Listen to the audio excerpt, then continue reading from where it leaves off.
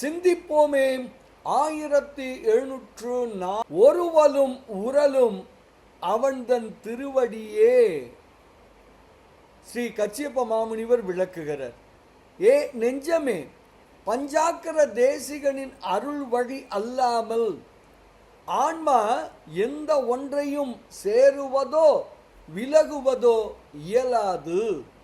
கூடுவதும் நீங்குவதும் எல்லாம் அவன் அருள் வழியேதான் நிகழ்கின்றன. இதனை சிந்தித்து நெஞ்சமே நீ தெளிவாயாக. தெளிவாயே ஆனால் மலங்கள் தாமாகவே தேய்ந்து அற்று போகும். இப்படியாக ஆன்மா சேருவதும் விலகுவதும் அருள் வழியே நடக்கிறது என்று விளக்குகிறார் ஸ்ரீ கச்சியப்ப மாமுனிவர். பாடலை காணலாமே.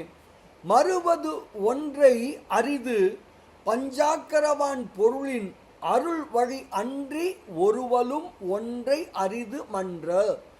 ஒருவலும் ஒன்றை மற்றொன்றை உரலும் எல்லாம் அவன் தன் திருவடியே என்று சிந்தி கண்டாய் மலம் தேய்ந்து அருமே என்று ஸ்ரீ கச்சியப்ப மாமுனிவர் தனது ஸ்ரீ பஞ்சாக்கர தேசிகர் அந்தாதி எனும் நூலின் 54வது திருப்பாடலில் மிக அழகாக விளக்குகிறார். அருள் உணர்வோம், மலம் அறுப்போம், பேரானந்தத்தில் துளைப்போம் துளைப்போம் துளைப்போம். இனிய வணக்கம். சிவாய நம.